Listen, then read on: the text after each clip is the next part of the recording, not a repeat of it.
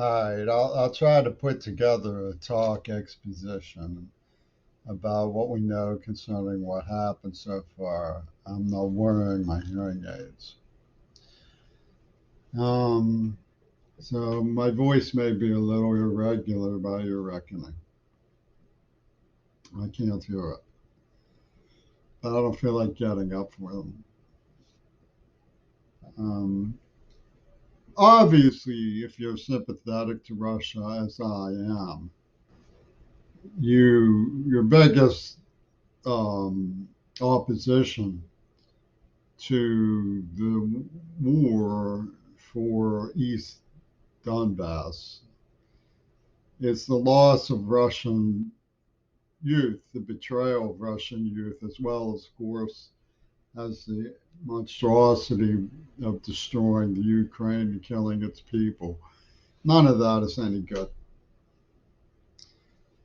But if you look at how the United States people regard a deluge just washed away a third of Pakistan, you realize that those troops don't really have anywhere to turn. They're not going to march into the loving arms of America. America doesn't want any Mexicans here. I mean, it, it's stooge-topia. Martha Gellhorn told me in a private letter we are a huge island populated by self absorbed dummies. We can't get over ourselves.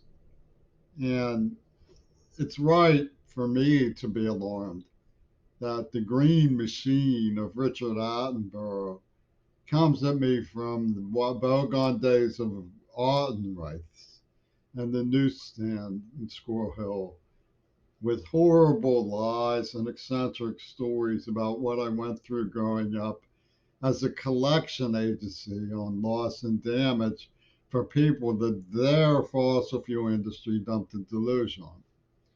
It's a warped and brutal system of thugs. You get these black men who fired at me on the bus because one night stand 30 years ago, 35 years ago. I mean, they're mental cases. They're hobby mental cases.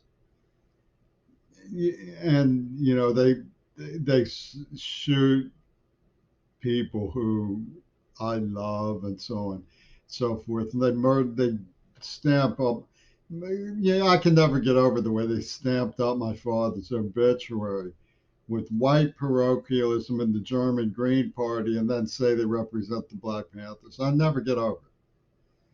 That Joseph Goebbels is the leader of the NAACP. And then when you listen to Patricia Fripp, who worked that out with her logic machine, doing double time with Colin Powell. I mean, what it is it's psychopathy, and they're picking on me, and nobody cares for some reason. I mean, they can't get straight that their own dignity is what's at stake. I was reading about Rohan Koda, and he followed Chinese Buddhists, and he said that when you're in your best behavior, you're showing your principles.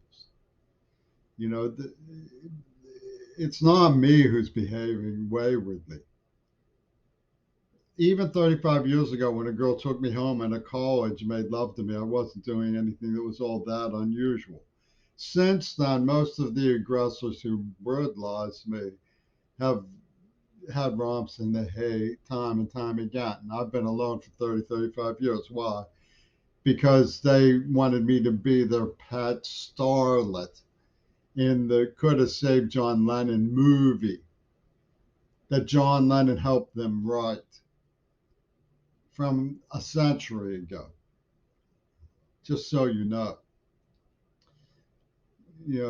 the symbolism and the semiotics started to show up in Hitler Reagan cinema. D.W. Griffith, who was chummy with, you know, Mussolini's friends in cinema. His son was a big shot, even with American cinema makers.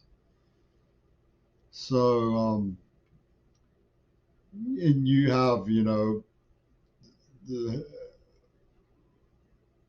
Sinbad the Sailor movies with the animation and the believable fake realities of the computer world in cinema. And they just, told the opposite of the truth. In Dealey Plaza, Dan Rather says his head goes violently forwards. And he supposedly had seen the movie. He had just seen the movie. And he comes out and lies, tells you what you would rather believe, and you see the index.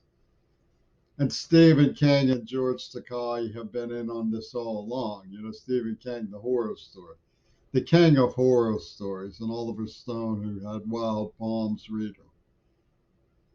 And they're just playing with reality. And John Lennon was like the master craftsman of hallucinations. I mean, Cory Booker is so confused. He thinks psilocybin is the sword and the stone or something. So you have these people who are horrendous manipulators of consciousness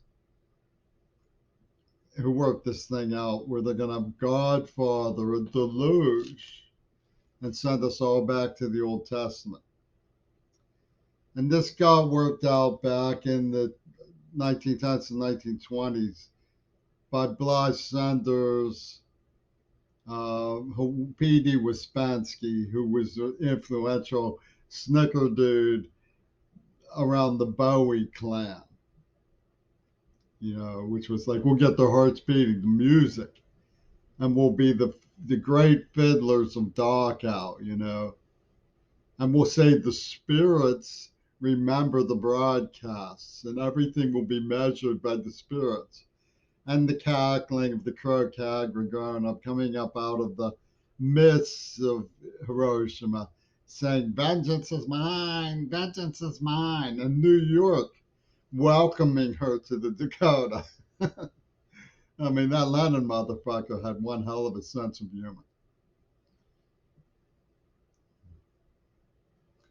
So you see the span of the wheel is, Houdini and Wyspansky saw this thing with D.W. Griffith, and they said, I can't believe my eyes. This is perfect. Well, Houdini Hitler, well, Houdini Lenin, and we'll call it Casper. And the Forgiveness Machine, they have Hitler as Lazarus back from the dead and Franklin Graham's because Weasel. The nutbags are all like this here to Hail Jesus. Don't never say nothing against. I mean, even Kirill in Russia is pulling that kind of stuff. And behind the scenes, they worked with Sergei Eisenstadt. I mean, the Carls and Gail Burstyn. I found evidence here that Wagner, the mafia of the extreme right-wing hit artistry in Soviet Russia, Russian Federation, were here at Tacoma campus back in 1974, and they made a point of stamping the cards because they knew what was going on in Pittsburgh. Kirill and Carl and Cherelle were all synthesized by the British Crown into a name signifier of computer art, like Herb Simon's, Y2K system, of computer symbolism. Don't get the computer confused. A fusion of names. I mean, the post office system plays this game all the time. They want to give me psilocybin and see me metamorphose into androgyny, and that will solve the history of World War One. See, that's it, because I'll tell you what they think.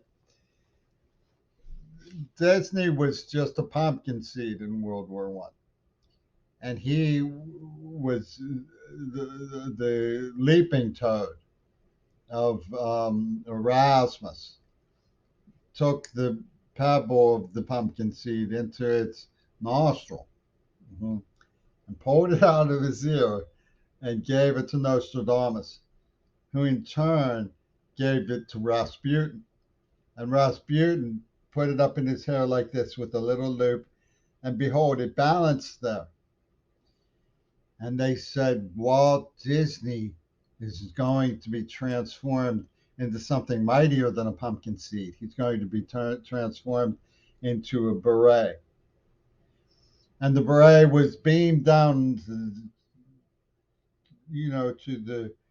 to the yarmulke of George Takei, the multiflutist. And this was all back in World War One. And when the world came apart, it was because the mother god of the Crocodile Mountain, there are many Crocodile Mountains, roosters running to the acorn tree. While the Crocodile Mountains coagulated, the mother came down in a sun of rain. Mhm. And she said, Thou shalt wither, thou shalt wither, if the pumpkin seed becomes a beret. And they said, Oh, mighty Doris, oh, mighty Doris, what are we going to do? And they started running around. They were trying to packet the picket fence of the Democratic Party when a Balrog appeared. The Balrog said, That's not true, mighty Doris. And they said, What will happen instead, mighty Balrog? What will happen, ye shall so listen to me verily, and stop calling me a Balrog.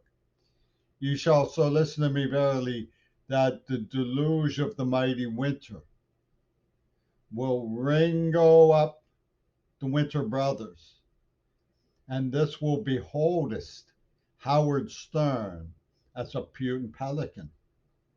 And they fell down on their knees to prostrate themselves. And Dan Rather appeared and said, My name is Dan Rather, I'm from CBS.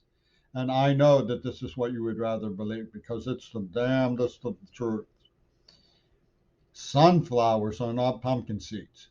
So when they throw Heinz tomato ketchup at a sunflower, you must behold the crocodiles of the mountains past and Umoja, the crocodiles of the mountains future.